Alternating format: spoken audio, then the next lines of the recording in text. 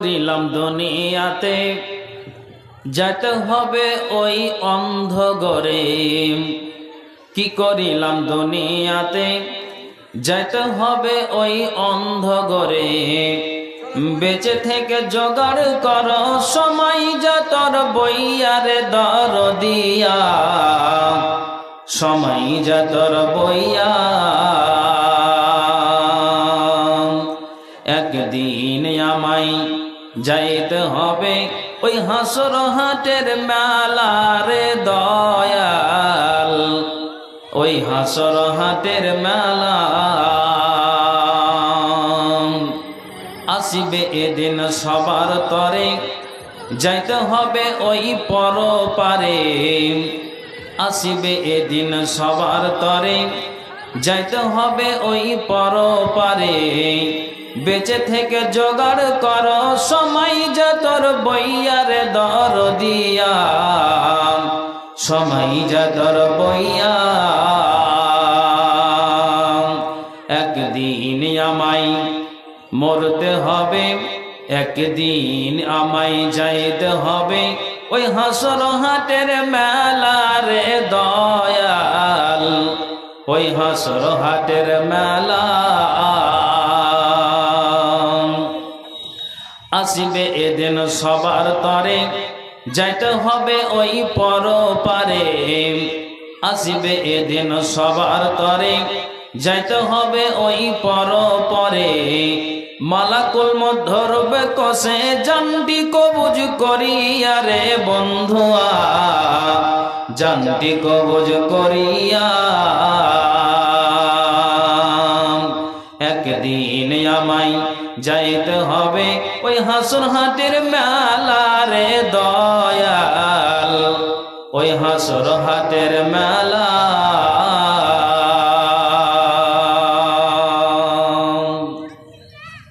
উপস্থিত কোরআন ও হাদিসের কর্ণধর ও মঞ্চে কেদারায় উপবিষ্ট আপনাদের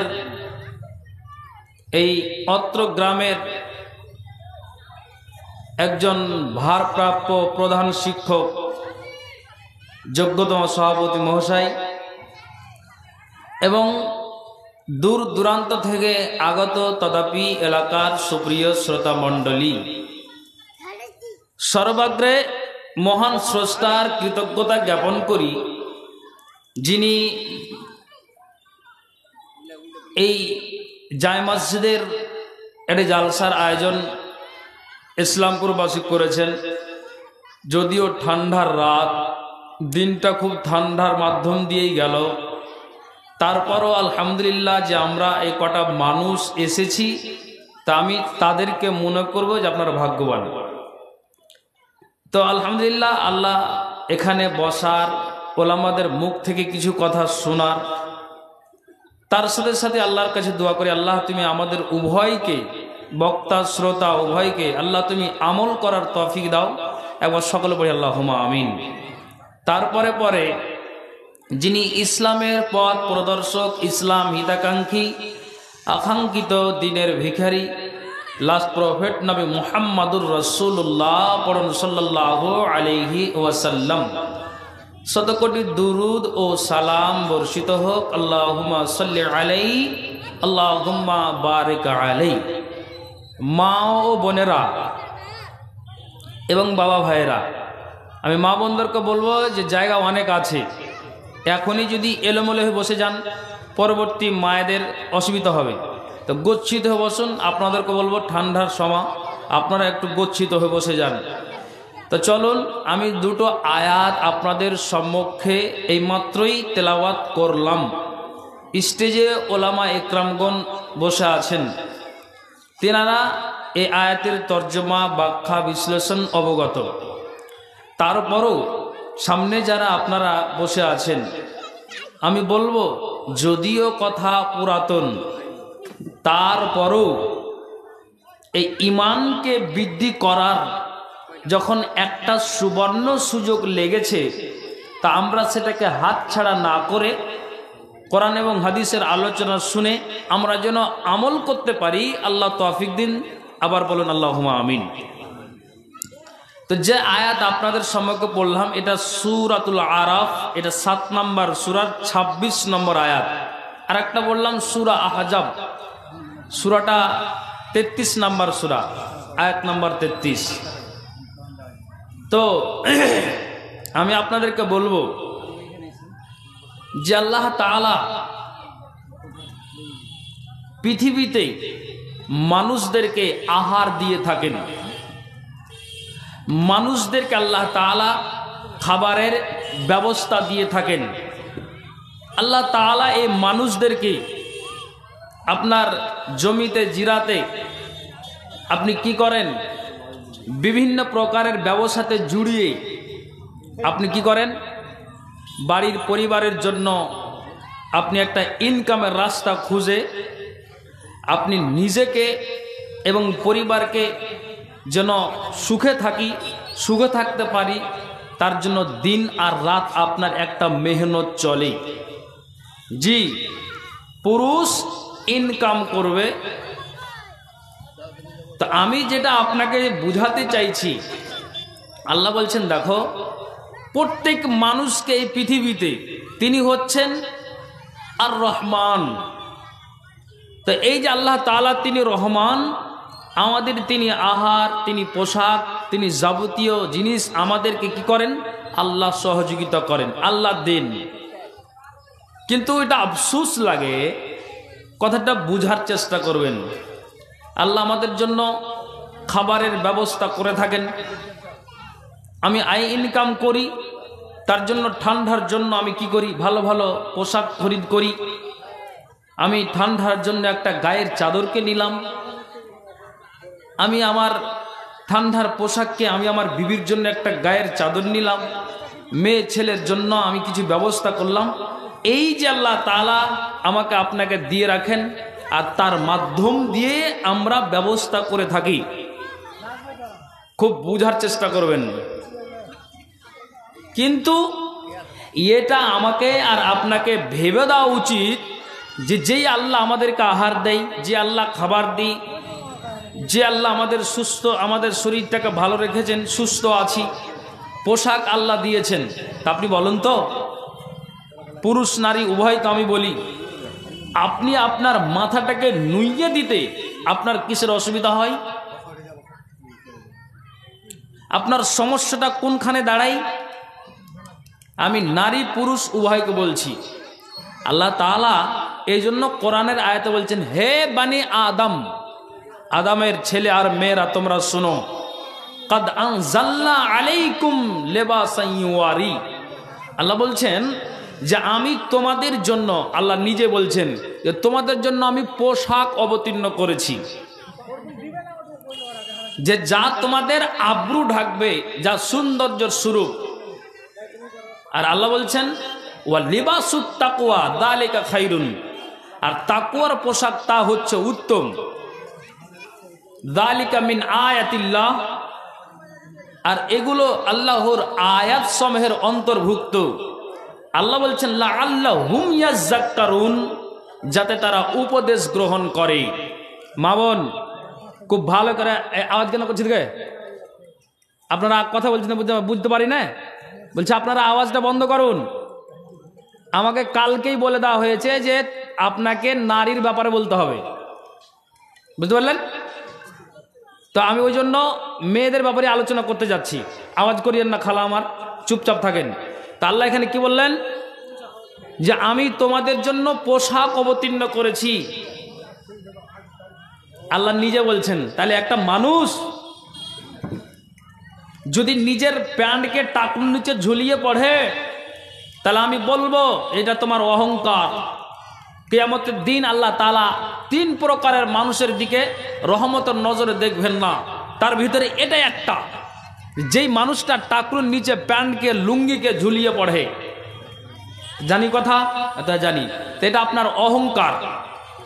যেই নারীটাকে বলা হয়েছে যে তুমি তোমার টাকলুর নিচে কি করো, তোমার ছায়াকে, তোমার কাপড়কে তুমি ঝুলিয়ে দাও, যদিও তোমার কাপড়টা জমিনের নিচে ছেঁচড়ে আর চলে, আর তুমিও চলো, হাঁটো, তো তোমার কাপড়টাও তোমার ওই জমিনে কি করে, ঘেঁষটিতে যায়। শোনো, তাও ঠিক আছে, কিন্তু খবরদার তোমার সায়াকে আর তোমার কাপড়কে টাকনু থেকে ওপরে পরিধান করিও না। কেন?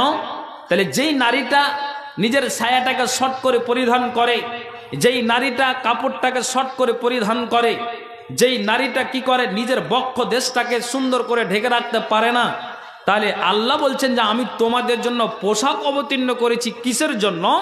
যে এটা তোমাদের আব্রু ঢাকবে, আর তাকুয়ার পোশাক এটা তা উত্তম। তাহলে যেই নারীটা এই আচরণ করে, তাহলে আপনি আমাকে এই কথাটার জবাব দিন। আল্লাহ তাআলা এই কথাটা বুঝাতে চাইছেন যে যেই নারী নিজের আপনার ছায়াটাকে কি করে টাকনুন থেকে উপরে পড়ে, যেই নারীটা বক্ষ দেশটাকে খুলে চলে, যেই নারীটা মাথার কাপড়টা না দিয়েই রাস্তাতে চলে, তাহলে বুঝে নিতে হবে যে এই নারীটাই হচ্ছে বেপরদা নারী। অথচ শরীয়তে একটি মাত্র ধর্ম যার নাম হলো ইসলাম। ইসলাম ধর্মই নারীদেরকে মান মর্যাদা সম্মান দিয়েছে, সম্মান দেওয়া হয়েছে। ইতিহাস প্রমাণ করে ইহুদি খ্রিস্টানেরা নারীদেরকে মর্যাদা দেয়নি, হিন্দু বৌদ্ধ নারীদেরকে মূল্যায়ন করেনি, ওয়া মুসলিমেরাও নারীদের মর্যাদা দেয়নি।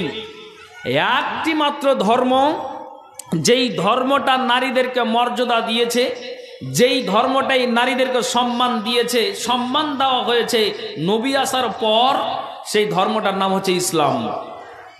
তাহলে আল্লাহ তাআলা রসুল বলছেন যে নারীদেরকে মান মর্যাদা দেওয়া হয়েছে।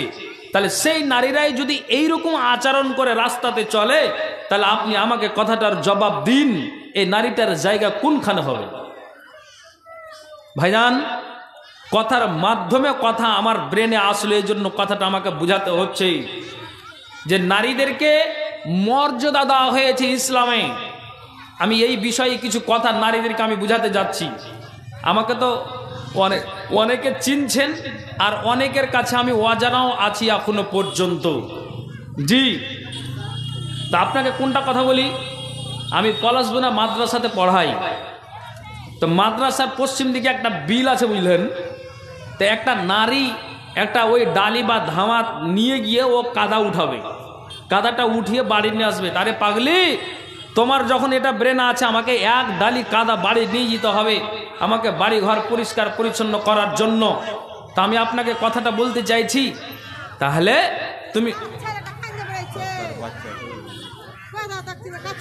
দাদা ছেলে দাও, ছেলে দাও, স্টেজে দাও, ওই নে এটাখানে যাক।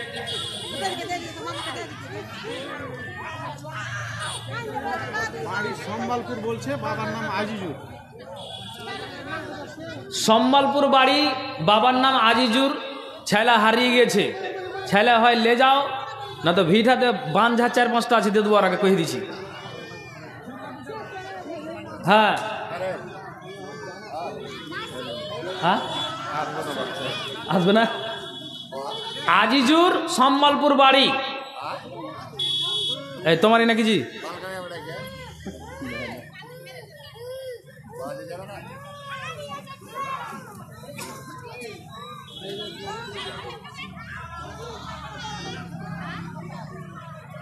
যাও যাও, ले जाओ ले जाओ।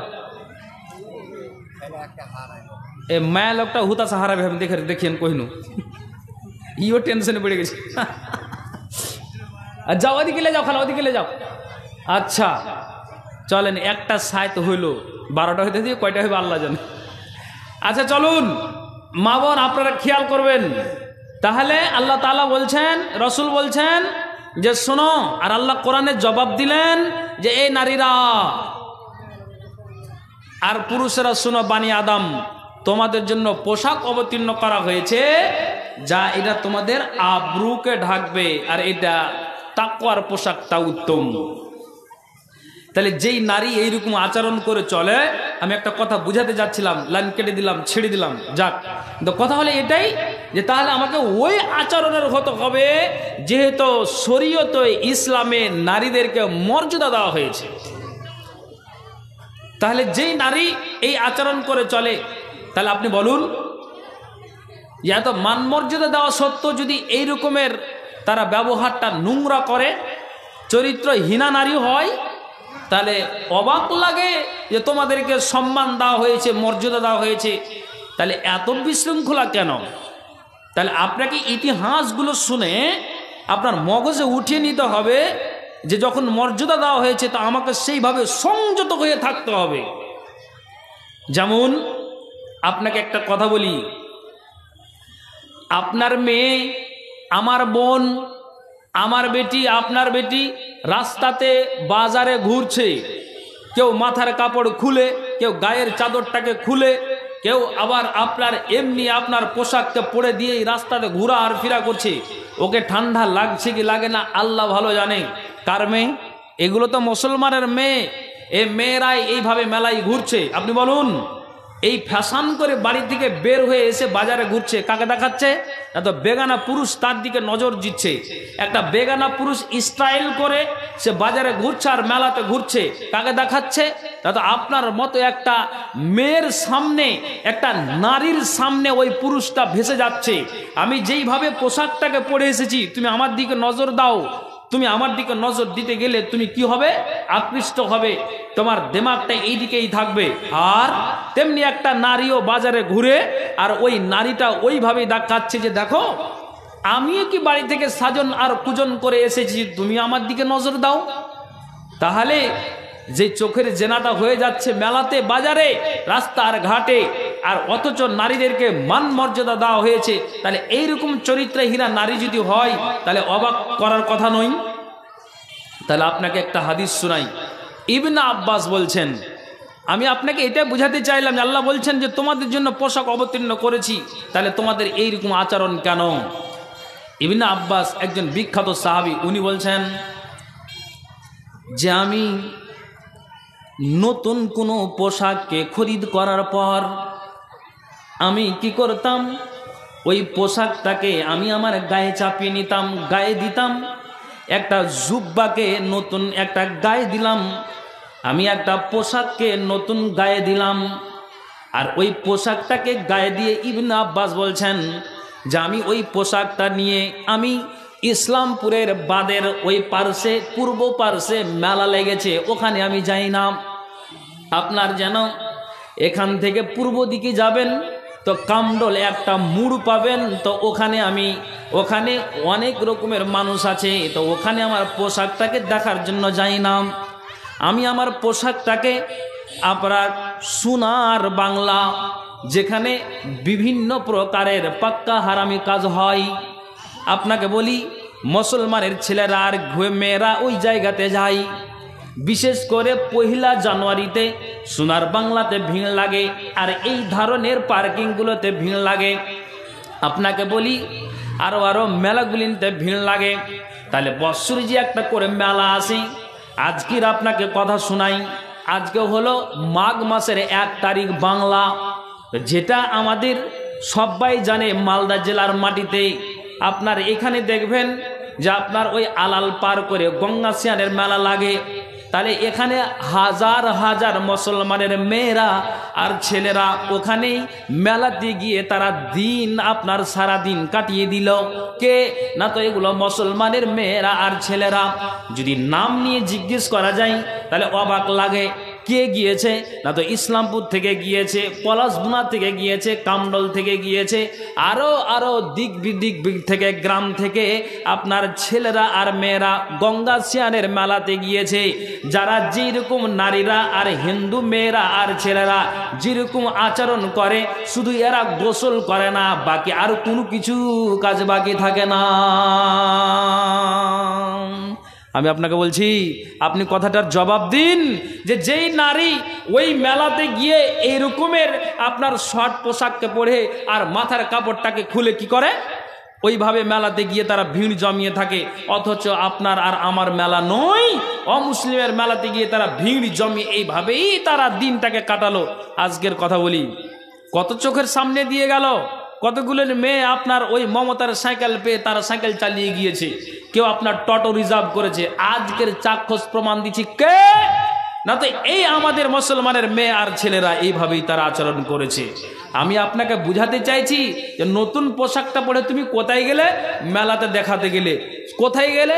সোনার বাংলা গেলে। কোথায় গেলে না, তো আমি এই মেলাতে গিয়ে আমি আমার পোশাকটাকে গিয়েছি। তো ইবনে আব্বাস বলছেন যে আমি নতুন পোশাকটাকে পরিধান করার পর আমি কি করলাম, আমি আমার বিবির সামনে আমি দাঁড়িয়ে গেলাম, বসে গেলাম। আমার পোশাকটা কি দেখে আমার বিবিটা আমার দিকে নজর দেয়। ইবনে আব্বাস বলছেন কেন নজর দেয়, যে এই জন্য নজর দেয় যে আমি নতুন পোশাককে পরিধান করার পরে আমি বেগানা নারীর সামনে যাই না, আমি এই পোশাকটাকে পরিধান করলাম আর আমি আমার বিবির সামনে দাঁড়িয়ে থাকলাম, বসে থাকলাম, তো আমার বিবি আমার দিকে আকৃষ্ট হয়। তো যেমনটা ইবনে আব্বাস বলছেন আমি যেমন আমার বিবির জন্য সাজি, তো ইবনে আব্বাস বলছেন তেমনি আমার বিবিটাও আমার জন্য সেজে যায়। আর নতুন পোশাককে স্বামী আর বিবি দেখা দেখি করি, অন্য কোনো নারীর সামনে পোশাককে দেখায় না। তাহলে কি বুঝতে পারলেন, এই নারী, এই ইবনে আব্বাস বলছেন নতুন পোশাক পরিধান করে আমি কার সামনে ভেসে উঠলাম, না তো নিজের বিবির সামনে। তা আপনি একটা নতুন পোশাককে খরিদ করে আপনি যান না, যান, আপনার বিবি দেখে সন্তুষ্ট হবে, বিবিও তখন আপনার জন্য সাজবে। যে যেমন পুরুষ আমাকে এইভাবে একটা নতুন পোশাক পরে আমাকে আকৃষ্ট করে, নজর কাড়াকাড়ি করে, তা আমিও তার সামনে ভেসে যাই কি সাজসুজ করে, সুন্দর করে সীতাটাকে ফাটিয়ে, সেও আপনার সামনে ভেসে যাবে। তো আমি আপনাকে এটা বুঝাতে চাইছি, তাহলে এই আচরণ যদি করেন আর এই আচরণ যদি নারী করে, তাহলে যেই নারীদেরকে মর্যাদা দেওয়া হয়েছে, তাহলে এই নারীরা এরকম আচরণ কেন কেন? আর আপনাকে আমি বলি, তবে আপনাকে এই কথাগুলি থেকে আপনাকে মগজ উঠিয়ে নিতে হবে। মায়েরা খুব খেয়াল করে শুনবেন, যেমন উহুদের প্রান্তে ইসলামের জন্য লড়াই করে 70 জন শহীদ হয়েছিলেন, তো আল্লাহ রসুলের ফুফু সাফিয়া উনি তার ভাইয়ের কথাটা শুনতে পেলেন যে আমার ভাই আমির হামজা ইসলামকে বাঁচানোর জন্য তে শাহাদাত বরণ করেছে। যে হিন্দা নামক তখনকার মতো সে অমুসলিমা নারী তখন ইসলাম গ্রহণ করেনি। যেই হিন্দা কি করেছিল, আমির হামজার কলিজাকে চিবিয়েছিল। আমি আপনাকে কথাটা বুঝাতে চাইছি, ওই আমির হামজা শহীদ আপনার শাহাদাত যে বরণ করেছে, তো তার বোন সাফিয়া দৌড় দিয়েছে যে আমি আমার ভাইকে দেখব, যে আমার ভাই ইসলামের জন্য এইভাবেই দুনিয়া ছেড়েছে, তা আমি দেখতে যাই। তা আমি আপনাকে কি জ্ঞান দেবো এখান থেকে? আপনাকে ইসলামের কথা শোনাই। আচ্ছা, আপনি একটা কথার জবাব দিন। কোনো যদি মায়ের, এক কথায় পুরুষ যদি বিদেশে মারা যায় আর তার সামনে যদি সুন্দর খাবার আসে, ফল ফ্রুট আসে, তবে ওই মুহূর্তে যদি ওই সাপ বিবির কানে খবর আসে যে শুনেছ তোমার স্বামীটা টাওয়ার থেকে পড়ে, কিংবা তোমার স্বামীটা অ্যাক্সিডেন্ট করে কেরালাতে মারা গিয়েছে, যতই তাকে সুন্দর ভালো ভালো খাবার দেওয়া হোক না কেন, ওই নারীটা কখনো ওই সময় মুখে করবে না, যদিও তার পেটে খিদা আছে। তো তেমনি যেন সাফিয়া বলছেন যে আমার ভাই আমির হামজা শাহাদাত বরণ করেছেন, আমি দৌড় দিলাম। তখন এবার আল্লাহ রসুল খবরটা জানতে পারলেন যে আমার ফুফু সাফিয়া দৌড় দিয়েছেন তা তো তার ভাইয়ের লাশটাকে দেখার জন্য। আচ্ছা, আপনি বলেন তো, একটা পুরুষ যদি একটা লুঙ্গিকে পরে আপনার দৌড় দেয়, তাহলে অটোমেটিকলি তার কাপড়টা, তার লুঙ্গিটা আপনার অটোমেটিকলি তার উপরে উঠে যায়, আর এটা উঠে যাওয়াটা স্বাভাবিক। দৌড় দিতে গেলে কিংবা ঝাড়া পায়ে হাঁটতে গেলে পোশাকটা আপনার লুঙ্গিটা উঠে যায়।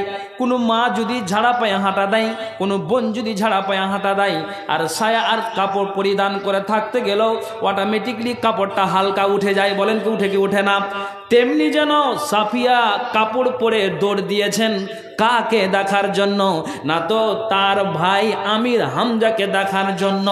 আর ওই মুহূর্তে আল্লাহ পাকের রাসূল বললেন, জুবাইর তোমার মা এত বিদ্যুতের গতিতে দৌড়িয়ে আসে, তোমার মাকে তুমি বারণ করো, উহুদের প্রান্তে গিয়ে লাশটাকে যেন দেখতে না যায়।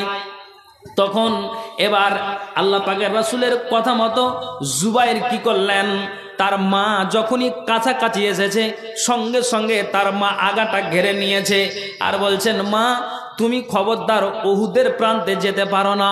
তার কারণ হলো যেহেতু আল্লাহ পাকের রাসূল নাহা রাসূলুল্লাহি সাল্লাল্লাহু আলাইহি ওয়াসাল্লাম, এটা আল্লাহ পাকের রাসূল নিষেধ করেছেন।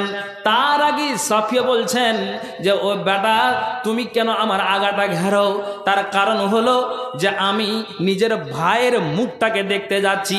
বাড়িতে যদি বাপ মরে যায় আর নিজের বেটি যদি মুখটাকে বারবার দেখে, কিংবা ভাই মরেছে বোনটা যদি মুখটাকে দেখে তো কোনো অসুবিধা নাই। নিজের স্বামী মরেছে নিজের বিবিটা পার্শ্বে বসে মুখটাকে কোনো রকম যদি করে দেয় তো এটাও কোনো সমস্যা নাই। তো তেমনি সাফিয়া নিজেই বললেন যে আমার ভাই মারা গিয়েছে, একটা নিজের বোন যখন তার ভাইয়ের মুখটাকে দেখবে এতে কোনো গুনাহ নাই। তো বলো তো বেটা আমার, কেন তুমি আমাকে বাধা দাও, কেন তুমি আমাকে নিষেধ করো? তখন এই তার বেটা জবাব দিয়েছিলেন, মা আল্লাহ পাক রাসূল বাধা দিয়েছেন, কাজেই তোমাকে ওই উহুদের প্রান্তে যেতে হবে না। এখন আপনাকে বলছি যেই ভাইয়ের লাশটাকে দেখার জন্য এর মা তুমি কান খুলে শোনো, আপনার বাড়ি থেকে বিদ্যুতের গতিতে দৌড়িয়ে আসছিল, নবী যখন নিষেধ করলেন তখন নিষেধটাকে মেনে নিলেন, আপনার যেন আর উহুদের প্রান্তে গেলেন না। সঙ্গে সঙ্গে সাফিয়ার রাস্তাটাকে বদল করে নিলেন। কেন বদল করলেন? যে যখন আল্লাহ পাকের রাসূল বাধা দিয়েছেন নবীর কথাকে অস্বীকার করে আর উহুদের প্রান্তে যাওয়া যাবে না। এখন আপনাকে বুঝাই, কি বুঝাবো বলুন? নিজের ভাইয়ের মুখ দেখবে, তারপরও আল্লাহ পাকের রাসূল বাধা দিলেন, এটা কি ব্যাপার? তো ব্যাপার হলে এটাই, নিজের ভাইয়ের মুখ দেখবে এত কোনো সমস্যা আসে না। সমস্যা হলে এটাই, যেহেতু ওই জায়গাতে 70 জন লাশ পড়ে আছে, তার ভিতরে 69 জন হচ্ছে বেগানা পুরুষ আর একটাই তার ভাই হচ্ছে আপনার, তার সেটা হলো আপনার নিজের আপন ভাই। তখন নবীজি বলছেন, জুবাইর রে, এখানে যুদ্ধ করতে এসে ইসলামকে বাঁচানোর জন্য অনেক অনেক পুরুষেরা তারা কি করেছে, কাউরির মাথাতে আঘাত হয়েছে, কাউরির বুকে আঘাত হয়েছে, কাউরির লুঙ্গিটা খুলে আছে, কে উপর হয়ে শুয়ে আছে, কে কাত হয়ে পড়ে আছে, কার বুকে আঘাত লেগেছে, পেটে আঘাত লেগেছে। আর আমার ফুফু যখন ওই দিকে নজর দিবে এটা তো ঠিক নয়, শরীয়তে জায়েজ নয়, কাজেই 69 জন বেগানা পুরুষকে দেখা যাবে না, কাজে আমি নিষেধ করে দিলাম। তাই এই কথাটা জুবাইরকে বলে দিলেন। এক কথাই আল্লাহ পাকের রাসূলের যখন নিষেধটা তার কানে গেল, সাফিয়া রাস্তাটাকে বদল করে নিলেন আর দ্বিতীয়বার ওই রাস্তাটা ধরতে গেলেন না, উহুদের প্রান্তে আল্লাহগুলোকে দেখতে গেলেন না। আচ্ছা বলেন তো, আপনার ইসলামপুরের কথা বলি, পলাশবোনার কথা বলি, যেই মায়েরা আপনার ওই উত্তর মাথাতে কোনো পুরুষ যদি মারা যায়, কোনো মেয়ে যদি মারা যায়, তাহলে ওই পুরুষেরা ওই নারীরা কি করে, ভিড় জমিয়ে লাইন লাগিয়ে তারা সারি সারি হয়ে তারা ওই বেগানা পুরুষের মুখটাকে দেখে আসে।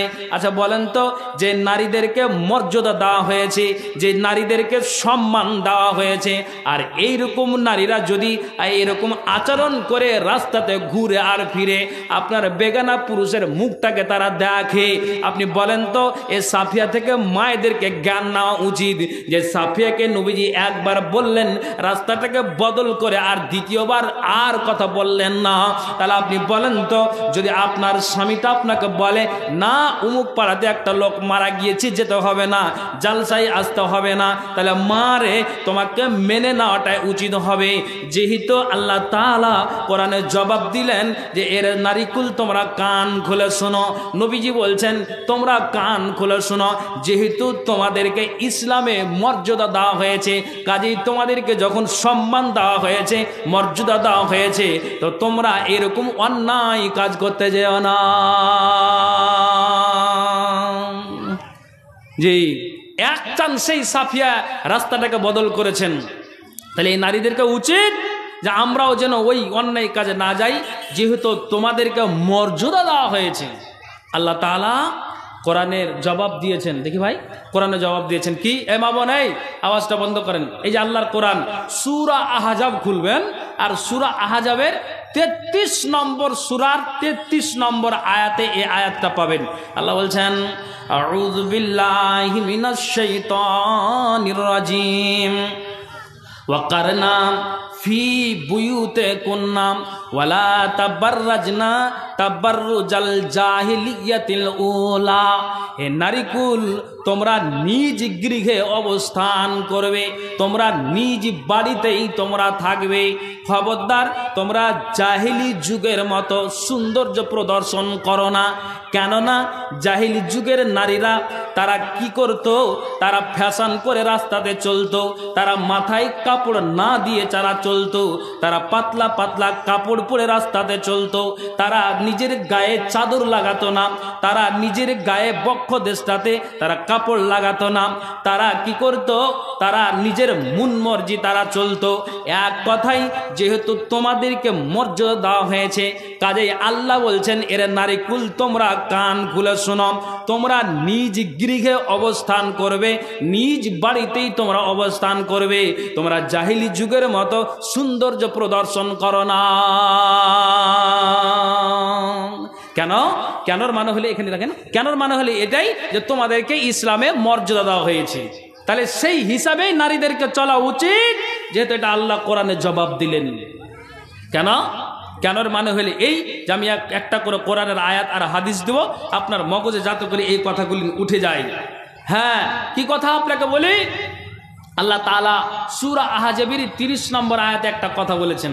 কি কথা বলেছেন? মা বোন কান খুলে শুনবেন। আল্লাহ বলছেন, ইয়া নিসা আন-নবী, দেখেন, মাই ইয়াতি মিনকুন্না বিফাহিশাতিম মুবায়্যিনাতিন ইউদাআফ লাহাল আযাবু দি'ফাইনি ওয়া কানা যালিকা আলাল্লাহি ইয়াসীরা। আবার আমি আয়াতটা পড়ি, মা বোন কান খুলে শুনবেন। আল্লাহ তাআলা বলছেন, ইয়া নিসা আন-নবী মাইয়াতি মিনকুন্না বিফাহিশাতিম মুবায়্যিনাতিন ইউদাআফ লাহাল আযাবু দি'ফাইনি ওয়া কানা যালিকা আলাল্লাহি ইয়াসীরা। আল্লাহ কি বলছেন? ইয়া নিসা আন-নবী, হে নবীর পত্নীগণ, তার মানে হে নবীর বিবিরা, হে নবীর স্ত্রীরা, হে নবীর বিবিগণ, তোমরা শোনো। ইয়া নিসা আন-নবী মাইয়াতি মিনকুন্না বিফাহিশাতিন, তোমাদের মধ্যে যে কেউ প্রকাশ্যে অশ্লীল কাজ করবে, আল্লাহ কোরআনে জবাব দিলেন, ইউদাআফ লাহাল আযাবু দি'ফাইনি, আল্লাহ তাআলা তোমাদেরকে দ্বিগুণ আযাব দিবে। যে নারীটা প্রকাশ্যে অশ্লীল কাজ করবে, যে নারীটা তো গোপনে আপনার অশ্লীল কাজ করবে, এক কথাই আল্লাহ তাআলা কোরআনে জবাব দিলেন, যেই নারী প্রকাশ্যে অশ্লীল কাজ করবে, আল্লাহ কোরআনে জানিয়ে দিলেন, ওই নারীদেরকে, যে নারীরা প্রকাশ্যে অশ্লীল কাজ করবে, আল্লাহ তাআলা ওই নারীদেরকে দ্বিগুণ আযাব দিবে। আর আল্লাহ জবাব দিলেন, ওয়া কানা যালিকা আলাল্লাহি ইয়াসীরা, আর এটা আল্লাহর পক্ষে সহজ, তাতে কোনো সমস্যা নাই। তাহলে নারীরা বলেন তো, আপনার দ্বারা দিয়ে কেন প্রকাশ্যে অশ্লীল কাজ হবে? আপনার দ্বারা দিয়ে কেন অন্যায় কাজটা গোপনেই হবে? কেননা আল্লাহ তাআলা বলছেন, এর নারীকুল তোমাদেরকে জানিয়ে দেওয়া হচ্ছে, খবরদার তোমরা গোপনে, তোমরা প্রকাশ্যে অন্যায় কাজ করতে যেও না। তার কারণ হলো যে তোমাদেরকে ইসলামে মর্যাদা দেওয়া হয়েছে, কাজেই তোমাদের মান মর্যাদাটা দেওয়া হয়েছে, কাজেই তোমরা সেইভাবেই দুনিয়াতে বসবাস করো, ঘুরো, চলো, ফিরো। কাজেই তোমাদেরকে জানিয়ে দেওয়া হচ্ছে, তোমরা প্রকাশ্যে অপ্রকাশ্যে অন্যায় কাজ করতে যেও না। জি, আল্লাহর কোরআন। তাহলে নারীরা তোমাদেরকে ওইভাবেই থাকতে হবে। আমি আপনাকে একটা কথা বলি, এখানে যে পুরুষরা বসে আছেন, আপনাদেরকে একটা প্রশ্ন করব। একবার মায়ানমারের সরকার একবার এই রোহিঙ্গা মুসলমানদেরকে, তাদের প্রতি বিশাল একটা অত্যাচার করেছিল, ঘটনাটা মনে আছে? হ্যাঁ না বলেন না একটু, কেউ জানা নাই? এই যে রোহিঙ্গা মুসলমানদের প্রতি যে একটা বিশাল, তারা সেই সরকার কি করেছিল, একটা বিশাল মানে খারাপ আচরণ করেছিল। আজ চাক্ষুষ প্রমাণ আপনি দেখুন যে যুক্তরাষ্ট্র, আমেরিকা, আপনার ওই জায়গাটার নামটা আমি ভুলে গেলাম, যে ওই ক্যালিফোর্নিয়া বলে যে আমেরিকার যে জায়গাটা কত বিঘা কত একর জমি আল্লাহর তরফ থেকে আগুন দিয়ে জমিনকে ধূলিসাৎ করে দিয়েছে, বাড়িগুলোকে আপনার আগুনে পুড়ে ছারখার হয়ে গিয়েছে, ছাই তাম্বা হয়ে গিয়েছে। আল্লাহর কি গজব! কেন? আপনি এই কথাটা মাথায় রাখুন, কোনো দেশের সাথে কোনো দেশের যদি আপনার কোনো বিবাদ লেগে থাকে, একটু না একটু অংশ যুক্তরাষ্ট্র আছে। ঠিক বলছে না ভুল বলছে বলেন? আছেই। যেমন ইসরায়েল আর ফিলিস্তিনের যে লড়াইটা, তো ইসরায়েল আর ফিলিস্তিনের লড়াইয়ের মধ্যে আপনি দেখুন যে আমেরিকা আপনার তলায় তলায় তলায় তলায় লাস্টে তারা প্রকাশ হয়ে গেল যে এরা সহযোগিতা করলো কাকে? ইসরায়েলকে। হ্যাঁ, মসজিদ আকসা ধ্বংস হয়ে যাক, প্যালেস্টাইনের মাটিতে সব মুসলিমেরা ধূলিসাৎ হয়ে যাক, তারা এটাই তো চেয়েছিল। আপনি দেখুন আজ সোশ্যাল মিডিয়াতে ফেসবুকে ভাইরাল হয়েছে, আল্লাহর তরফ থেকে যে আগুনটা এসেছে, আপনার হেলিকপ্টার দিয়ে আগুন নিভানো যাচ্ছে না। আমরা যে ভাষায় নিজের বলে থাকি, দমকল এসে বাড়ি কাউরির আগুন লেগে গেলে আমরা কি করি? দমকলকে তাড়াতাড়ি করে এমার্জেন্সি ফোন করে দেখো দেখো নিভাও। কেউ বালতি নিয়ে, কেউ কলসি নিয়ে, আর কে লোটা আর বাটি নিয়ে আমরা বাড়ির আগুনটাকে নিভাবার চেষ্টা করি। আল্লাহর সাথে পাল্লা কখনোই নয়। আজকে ওই আমেরিকার ওই রাজ্যটাকে ধূলিসাৎ করে দেওয়া হলো আল্লাহর তরফ থেকে যে আগুন। আশা করি আপনারা হয়তো এই ঘটনাটা সোশ্যাল মিডিয়াতে দেখেছেন, দেখেননি? অবশ্যই দেখেছেন। আমি আপনাকে বুঝাতে চাইছি, এই রোহিঙ্গার মুসলমানের ভিতরে একজন নারী, তারা 3 জন আর 4 জন। মা বোন, এখান থেকে আপনাদের জ্ঞান নিতে হবে, কথাটা বুঝার চেষ্টা করবেন। এই এই এই এই নারীটা নিজের কোরআন, আল্লাহর কোরআনটাকে বুকে এইভাবে নিয়ে আছে। বুঝাবার জন্য বলছি, দেখুন 4 জন 5 জন যুবক ও পুরুষেরা, তারা অমুসলিম, বাড়ির ভিতরে থেকে আপনার দরজাকে বন্ধ করা আছে। কিন্তু দাদারা আমার, হয়তো কথাটা কোনো বক্তার মুখ থেকে শুনে হয়ে হবে, তারপর আমি ইমানটাকে তাজার জন্য কথাটা শোনাই, মাথায় যেন মগজে উঠে যায়। তেমনি ওই নারীটা বুকে কোরআনটাকে নিয়ে আছে, আর ওই মুহূর্তেই যুবকেরা তারা দরজাকে খুলে দিয়ে তারা ঢুকেছে। এটা রোহিঙ্গার কথা বলছি, মায়ানমারের কথা আপনাকে বলছি। তারা ওই নারীটা ভিতর থেকে আল্লাহ আল্লাহ করে। আল্লাহ তুমি কোরআনের ভিতরে একটা আয়াত দিয়েছ, আয়াতটা হলো এটাই যে আমি কোরআনটাকে অবতীর্ণ করেছি, হেফাজতের মালিক আমি আল্লাহ। যেমন আপনাকে বলি যে এই হেফাজতের মালিক আমি আল্লাহ। আজ দেখুন তো, যেই আমেরিকার যে রাজ্যটাকে আল্লাহ আগুন দিয়ে পুড়িয়ে ছারখার করলো, অনেক মুসলমানের বাড়ি আছে, কোরআনটা কিছুই হয়নি। একবার জুড়ে বলুন তো সুবহানাল্লাহ। তেমনি এই মুসলমানের মেয়েটা কোরআনটাকে বুকে নিয়ে আছে, আর ওই মতো অবস্থায় আপনার যেন তারা যুবকেরা দরজাকে লাথি মেরে আপনার খুলে দিয়ে তখন বলছে, ভাইরা তুমি আমার আপন ভাই, তুমি আমার আপন দাদা, তুমি আমার আপন কাকা, খবরদার একমাত্র যে ইজ্জতটা স্বামীর জন্য হালাল, এই ইজ্জতটা স্বামীর জন্য হালাল। অতএব তোমরা যা অন্যায় মুসলমানের প্রতি তোমরা করেছো বা করো, তোমরা যা নারীর প্রতি নির্যাতন চালাও, খবরদার আমার ইজ্জতটাকে লুট করে নিও না। আল্লাহর কোরআনটা আমার বুকে আছে, খবরদার আমার কোরআনটা, আল্লাহর কোরআনটাকে আমার কাছ থেকে তোমরা ছিনিয়ে নিও না। এই দুষ্ট দুরাচারেরা তার অনন বিনন করার পরও তার কথাটাকে মেনে দিতে পারল না। এই জাহেল নাদানেরা তার কাছ থেকে কোরআনটাকে ছিনিয়ে নিল, আর কোরআনটাকে ছিনিয়ে নেওয়ার পরে একটা একটা করে পাতাকে তারা দেশলাইয়ের কাঠি মারে, আর একটা করে পাতা পুড়ায়। কিন্তু আল্লাহর কসম করে বলছি, ওই পাতা পুড়ে যেতে গেল একটা অক্ষর কোনো রকমের হয় না। একবার জোরে বলুন সুবহানাল্লাহ।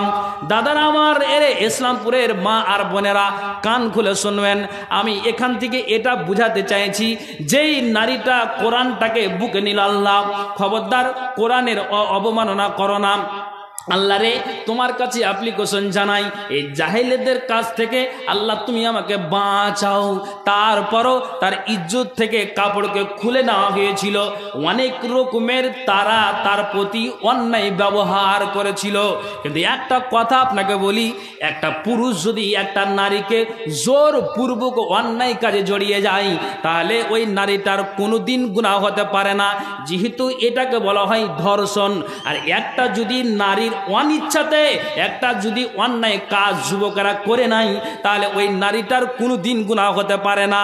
আর যদি একটা নারী স্ব ইচ্ছাতে নিজের ইজ্জতটাকে খুলে দেয়, একটা পুরুষ যদি আপনার স্ব ইচ্ছাতে আপনার আব্রুটাকে খুলে দেয়, আর দুজন তারা একে অপরের সমালোচনা করে, দুজন আলাপ করে তারা যদি এক জায়গাতে মিলিত হয়, তাহলে এটা নারীটা যদি অবিবাহিত হয়, পুরুষটাও যদি অবিবাহিত হয়, তাহলে দুজনের প্রতি হজ জারি হয়ে গেল, দুজনকে 100 করে লাগিয়ে দাও।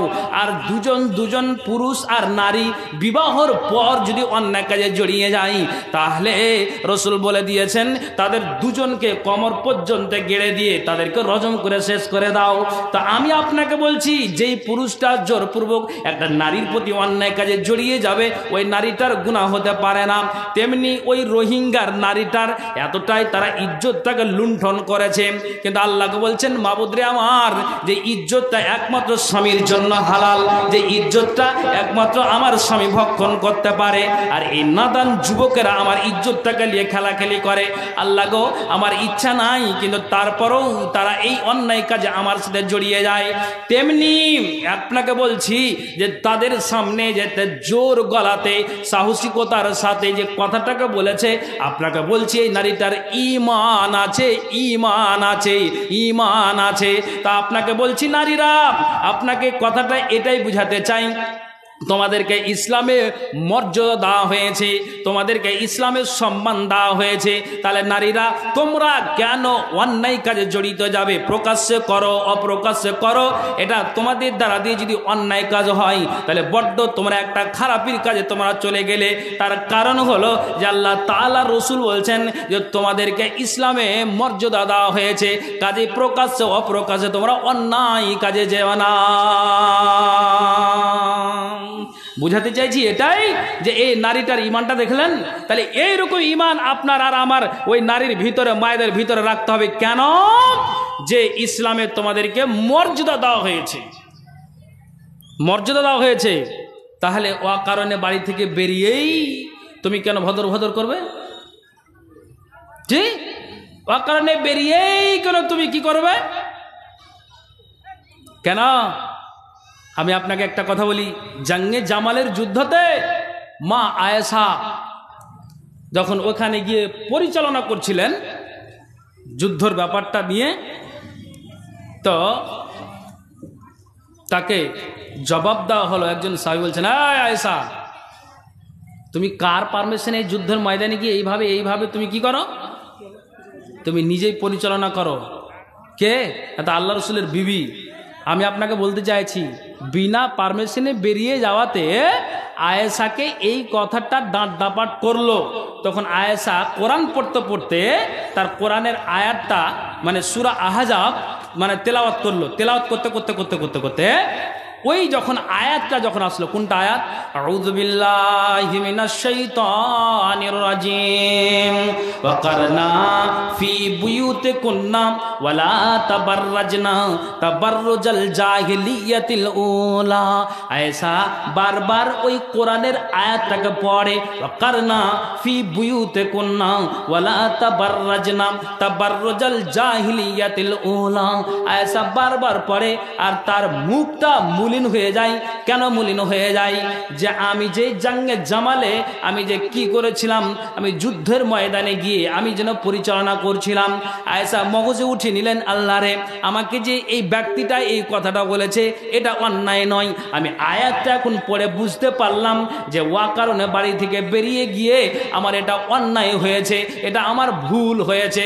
তখন আয়েশা আল্লাহর কাছে অ্যাপ্লিকেশন জানালেন, মাবুদরে আমার, একবার বিনা পারমিশনে আমি বাড়ি থেকে বের হয়ে যা আমি এই কাণ্ডটা ঘটিয়ে দিয়েছি। আল্লাহ, কিয়ামতের দিন তুমি আমাকে ধরিও না, কিয়ামতের দিন আল্লাহ তুমি আমাকে বাধা দিও না।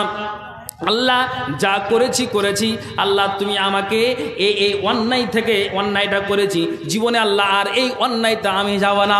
আমি আপনাকে বুঝাতে চাইছি, জান্নাতি একজন নারী না তো কে, না তো আল্লাহ রসুলের বিবি।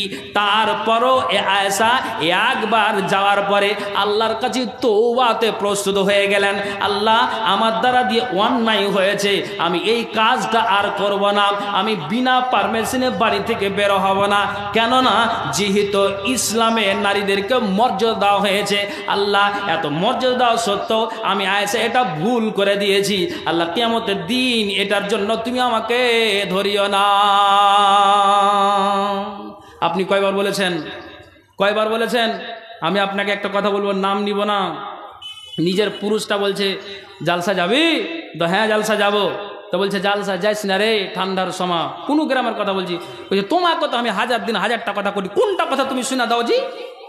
তোমার কথা শুনে দেবো না। তো অন্যায় নয়? অন্যায় নয়?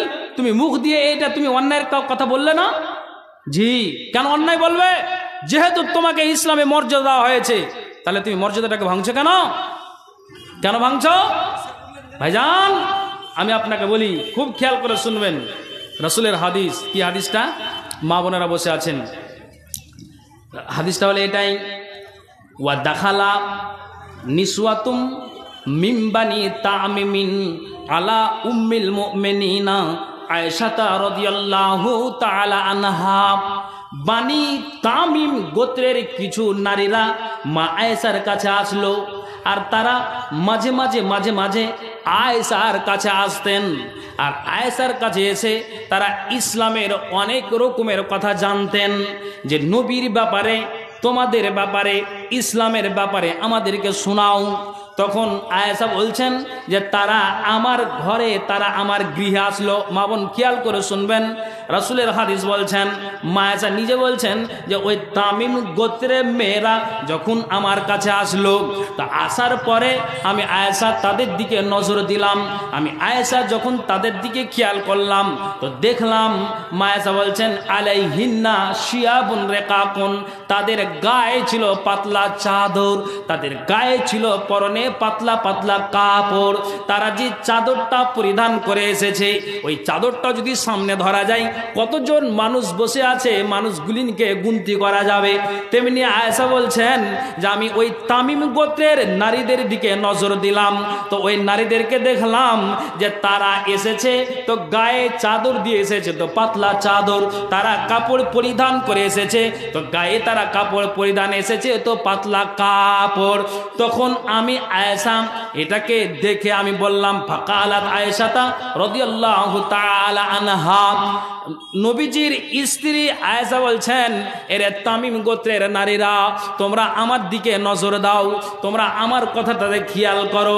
তোমরা যে এইভাবে পাতলা কাপড় পরিধান করে এই জায়গাতে এসেছো, আচ্ছা বলো তো, তোমাদেরকে জানিয়ে দেওয়া হচ্ছে, যদি তোমরা কি হও, যদি তোমরা মুমিনা নারী হও, যদি তোমরা আল্লাহওয়ালি নারী হও, যদি তোমরা তাহাজ্জুদ গুজার নারী হও, যদি তোমরা আখলাকবান নারী হও, যদি তোমরা চরিত্রবান নারী হও, যদি তোমরা উত্তম নারী হও, যদি মুমিনা তোমরা নারী হয়ে থাকো, তাহলে আয়েশা জবাব দিলেন, ফালাইসা হাজা বেলেবাসিল মুমিনাতে, একটা মুমিনা নারী পাতলা চাদর পরে রাস্তাতে ঘুরবে, একটা মুমিনা নারী পাতলা কাপড় পরে রাস্তাতে ঘুরবে। মা আয়েশা বলছেন এটা মুমিনা নারীর পরিচয় নয়, এটা মুমিনা নারীর উচিত নয় যে একটা মুমিনা নারী পাতলা চাদর পরিধান করে রাস্তাতে তারা ঘোরাফেরা করবে। কিন্তু আবার আয়েশা বলছেন, তবে হ্যাঁ, ওয়া ইন কুনতুন নাম, তবে হ্যাঁ তোমাদেরকে জানিয়ে দেওয়া হচ্ছে, যদি তোমরা গায়রা মুমিনাতিন, যদি তোমরা মুমিনা নারী না হও, যদি তোমরা আল্লাহওয়ালি নারী না হও, যদি তোমরা দিনদারির মহিলা না হও, তাহলে মা আয়েশা বললেন, ফাতামাত্তানা বিহি, যে পোশাকটা পরিধান করে এসেছো, যে গায়ে চাদরটা তোমরা দিয়ে এসেছো, এটাই তোমাদের জন্য লাভদায়ক, এটাই তোমাদের জন্য ঠিক আছে। যেহেতু একটা নারী যদি মুমিনা নারী না হয়, তাহলে পাতলা চাদরটাই তোমাদের জন্য ঠিক আছে।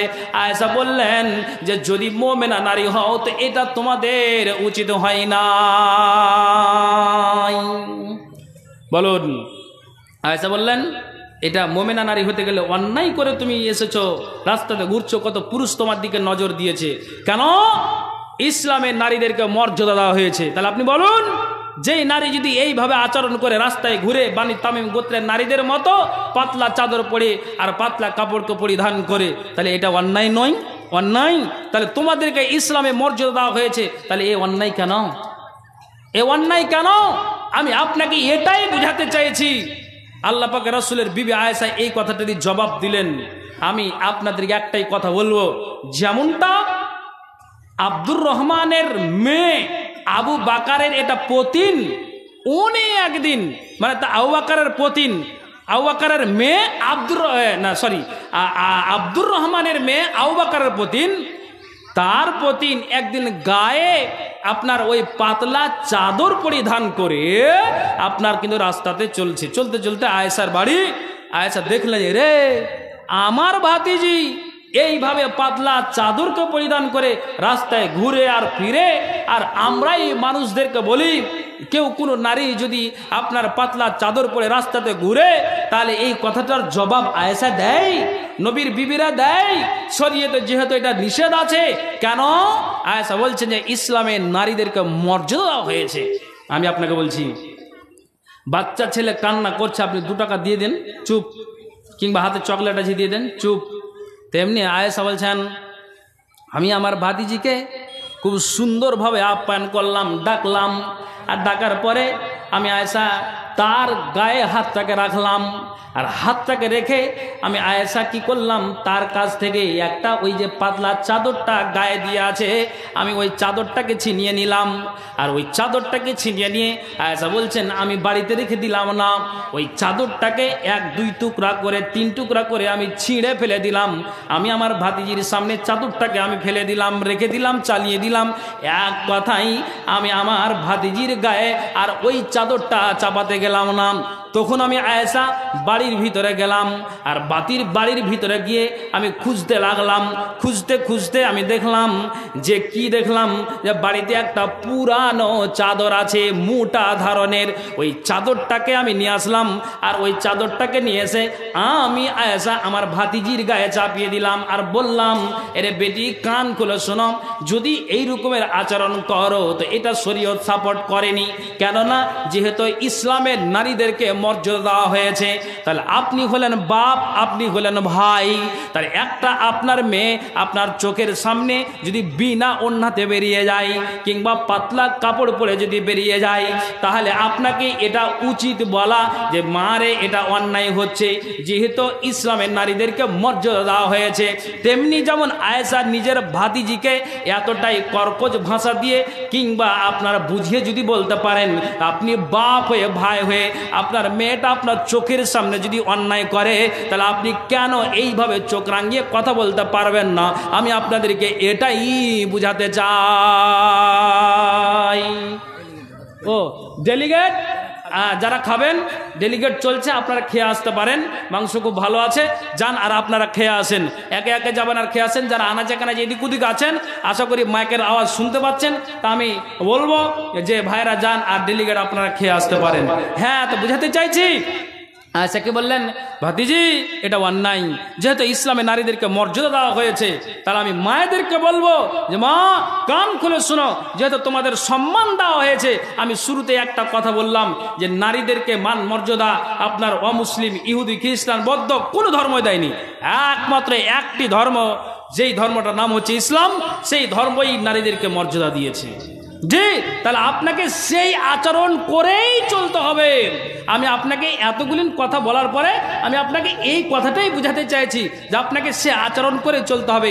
এই ইতিহাসগুলো থেকে আপনাকে জ্ঞান নিতে হবে। কেন? ইতিহাস প্রমাণ করে। মাওলানা আসাদুল্লাহ আল গালেব বাংলাদেশে আমার কাছে একটা কিতাব আছে, উনি লিখছেন, ওনার কিতাবে কি বলছেন উনি, যে একদিন ফাতেমা কাঁদছেন আর বলছেন আল্লাহ, ইসলামে নারীদেরকে সম্মান দেওয়া হয়েছে, মর্যাদা দেওয়া হয়েছে আল্লাহ, কিন্তু ফাতেমা নিজে বলছেন এটা কে? না তো আল্লাহ রসুলের এটা মেয়ে। নবীজি মরে যাওয়ার পর, আল্লাহ পাকের রসুল মরে যাওয়ার আগে ফাতেমাকে এটাই বলে গিয়েছিলেন, বেটি আমার পরে পরে তুমি মরবে, আমার পরিবার থেকে আর কেউ মরবে না, তার মানে আমি মরবো, তারপর তুমি যাবে। তো ফাতেমা নিজে বলছেন আমার চোখ দিয়ে পানি আছে, যখন আমি মারা যাব, তো মরে যাওয়ার সময় আমাকে কে সুন্দর করে গোসল দেওয়াবে, আমাকে সুন্দর করে কে কাপড় দিয়ে ঢেকে দিবে, আমাকে চাদরটাকে ঘিরে দিয়ে আমাকে কে গোসল দেওয়াবে? কে বলছেন? না তো ফাতেমা বলছেন। কেন বলছেন? যে আমি কতটা লম্বা আছি, কতটা আমি খাঁটো আছি, আমার গায়ের রংটা কেমন আছে, আমার গায়ের রংটা শ্যামবারণ না সাদা আছে, আমি কতটা সাদা শ্যামবারণ। আমার স্বামী আলী ছাড়া পৃথিবীর মানুষ কেউ গবেষণা করতে পারেনি, আর পারবেও না। আয়াত ফাতেমা নিজে বলছেন যে আমি এতটা নিজের জীবনটাকে সংযত করে চালিয়েছি, তো যেদিন আমার নিঃশ্বাসটা বন্ধ হয়ে যাবে, যেদিন আমি দুনিয়া ছেড়ে আমি চলে যাব, সেই দিন মরে যাওয়ার পর আমার ফাতেমার মুখটাকে আর ফুটবে না। আমি যে আমার বুক ফুটবে, কিন্তু আমার মুখ দিয়ে কথা আর বের হবে না। কিন্তু আমি ফাতেমা এটাই চিন্তিত আছি যে আমার ইজ্জতটা স্বামী ছাড়া কেউ দেখেনি, কিন্তু মরে যাওয়ার পর অনেক মানুষ আমার লাশটাকে দেখার জন্য আসবে। আল্লাহ, তো কে আমার দায়িত্ব নিবে আর কে আমার কথাটাকে বলবে যে খবরদার ফাতেমা নিষেধ করে গিয়েছে, ফাতেমার চেহারা তোমরা দেখতে পারো না। আমি এটাই নিয়ে চিন্তিত আছি। কেননা ফাতেমা নিজে বলছেন যে ইসলাম নারীদেরকে মর্যাদা দিয়েছে, কাজে আমি আমার জীবনটাকে সংযত করে আমি চালিয়েছি। কোনো দিন আমি আমার ইজ্জত আবরুটাকে মানুষের সামনে খুলে দিইনি। রাস্তায় চলতে গিয়েছি তো আমি সুন্দর করে সংযত হয়ে আমি চলেছি। একমাত্র আমার দেহু, আমার শরীর, আমার আবরু আলী ছাড়া পৃথিবীর কোনো মানুষ বলে দিতে পারে না। কি বুঝতে পারলেন? এই হলো ফাতেমা। তাহলে আপনি বলুন না, ফাতেমা নিজে বলছেন যে যেহেতু ইসলামে মর্যাদা দেওয়া হয়েছে, তাহলে আপনাকে এই ধরনের ইতিহাসগুলো ছেড়ে আপনাকে এই আচরণ করতে হবে। মাগো, কান খুলে শুনুন, আমি পুরুষদেরকেও বলবো, যেদিন আল্লাহ পাকের রাসূল দুনিয়া থেকে বিদায় হচ্ছেন, তিনি দুটো কথা বলেছিলেন। কি কথা বলেছিলেন? আসসালাত ওয়া মা মালাকাত আইমানুকুম। নবীজি দুটো কথা বলেছেন মরে যাওয়ার আগে। এক, নবীজি বলছেন উম্মতেরা কান খুলে শোনো, তোমাদেরকে আমি ছেড়ে গেলাম কি নামাজ, তোমরা নামাজ পড়বে, খবরদার নামাজ ত্যাগকারী হবে না, তোমরা নামাজের সাথে জুড়িয়ে থাকবে। 5 ওয়াক্ত নামাজ আল্লাহর তরফ থেকেই ফরজ করে দেওয়া হয়েছে, তোমরা নামাজটা সঠিকভাবে তোমরা জামাতের সহিত তোমরা আদায় করবে। তারপরে নবীজি বলে গিয়েছেন যে শোনো, ওমা মালাকাত আইমানুকুম, আমি তোমাদেরকে জানিয়ে যাচ্ছি, এক হলো নামাজ আর আরেক হলো আমি ছেড়ে গেলাম তোমাদের অধীনে নারীদেরকে। খবরদার পুরুষেরা, তোমরা নারীদের প্রতি অন্যায় করো না, অত্যাচার করো না, জুলুম করো না। কেননা ইসলামে নারীদেরকে মর্যাদা দেওয়া হয়েছে। আপনার বিবিটা যদি কোনো অন্যায় করে দেয়, তাহলে আপনি কি করেন? একটা পুরুষ মানুষ গাছের গোটা নয়, আপনি নিজেই কি করেন? আপনি ওটাকে ভুলটাকে মুখ দিয়ে মিষ্টি জুবান দিয়ে বুঝিয়ে দেন, সংশোধন করে দেন। খবরদার কড়া মিজাজ দেখিয়ে আপনি আপনার দিমাগটাকে দেখিয়ে নারীর প্রতি জুলুম করিয়েন না। কেননা রাসূল বলছেন যে কান খুলে তোমরা শোনো, জাহিলি জমানাতে নারীদের কোনো অস্তিত্ব ছিল না, তাদের ইজ্জতের কোনো দাম ছিল না। নবী আসার পর নারীদেরকে মর্যাদা দেওয়া হয়েছে। কাজেই পুরুষেরা তোমরা সদা সর্বদা নারীদের দিকে তোমরা খেয়াল করবে। খাদিমুল মহারাজনগরের 500 টাকা দিয়েছে, আলহামদুলিল্লাহ। আল্লাহ তুমি এই দানকে সাদরে গ্রহণ করো। যে ঠিক আছে, আমি যাচ্ছি কালেকশনের দিকে। হ্যাঁ, আর একটা কথা আপনাকে বলি, তাহলে এই পুরুষদেরকে উচিত যে নারীদের এভাবে সম্মান করে দেওয়া।